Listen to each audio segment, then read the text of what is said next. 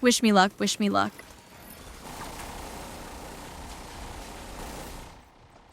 Nice. Ugh, no way, that might be a maxed utility mod. Oh, this is gonna be super tricky.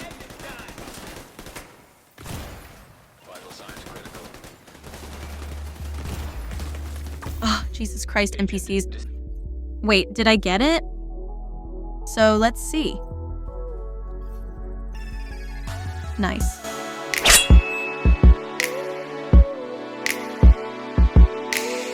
Hello there, agents, and welcome back to another Division 2 video. So, I've been getting a ton of questions from many of you guys asking how I've got so many maxed out gear mods, and in today's video, I'm excited to share with you a great farming method that I recently found that is extremely efficient. And to be honest, most of the max mods that I've gotten just appear in my inventory randomly while completing endgame activities or opening up caches, but if you desire to attain a max mod today, you could actually farm them quite easily using the method I'll be showing you. It should come as no surprise to most of you guys if I told you that Countdown holds the title for being the best place to farm for almost any gear or item in the game. But what if I told you there was a faster and more efficient way to attain max mods? Yes! There is actually a more time-efficient way to farm for max gear mods, and I say time-efficient because you will get more out of your time with this method as opposed to running Countdown for max mods. However, just keep in mind that if you are a newer player, running Countdown on heroic or challenging with the targeted loot set to gear or skill mods would still be a great option for you.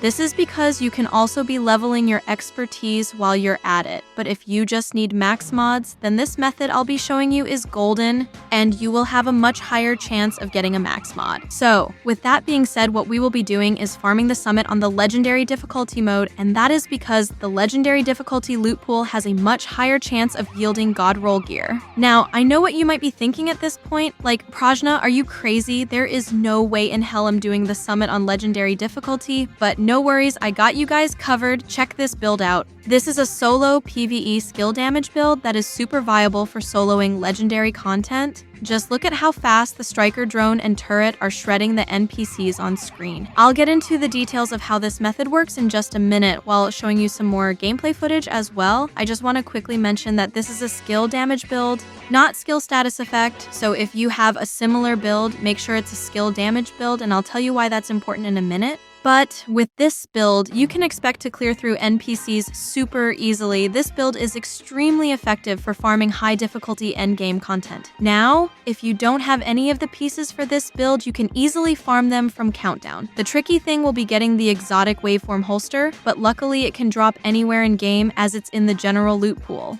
or by farming control points in the open world in areas dropping holsters. Now, if you are repulsed by skill builds, or you have a great weapon damage solo PvE build that's solid enough to clear legendary difficulty NPCs quickly, then by all means use that. As long as you're able to eliminate the NPCs as quickly as possible, you should be good to go. Personally, I like using this skill damage build because it gets the job done easily, so you can always use this. So, for this method, you can either do this by farming any of the 10th floors in Summit. That can be floor 10, 20, 30, or even 40. It doesn't matter as long as you're on a 10th floor. Ideally, if you can make it to floor 90, you will have more named bosses to farm, and that will only increase your chances of getting a max mod with more loot drops. Not only that, but if you take a look at the bottom of this exotic drop rate chart, you can see that the chances of an exotic drop increases the most from floor 80 to 100. This increase is much higher on the legendary difficulty. Also, even though this is an exotic drop rate chart, keep in mind that the drop rate will increase on all items and gear, not just exotics.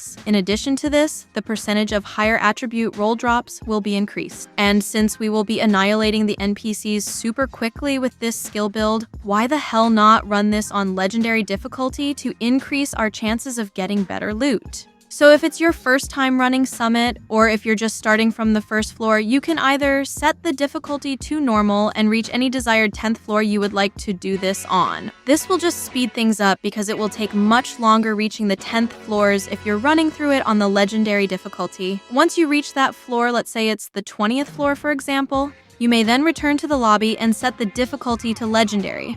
Oh, and directives are not necessary as they will only impact the amount of XP you earn. Having directives on will not help you get better loot in any way, just letting you guys know because this is a big misconception for many. So, legendary difficulty with no directives, unless you're a savage and want to have some directives on for the additional XP, go for it. More power to you. Or you can matchmake and try your luck at getting a group that's already at a higher floor. Getting into a group that has the floor 90 checkpoint would be ideal. However, you may need to wipe or return to the lobby for it to save. So once you reach a 10th floor that you'd like to farm, in this instance, I'm on floor 20 for the sake of this video, you will encounter a named boss NPC that will spawn after you clear the first wave of NPCs. Once the boss spawns, kill him and be very careful not to clear the floor completely. Save at least 1 or 2 NPCs because once we kill the boss and grab our loot, we will reset the floor, return to the lobby, and then rinse and repeat.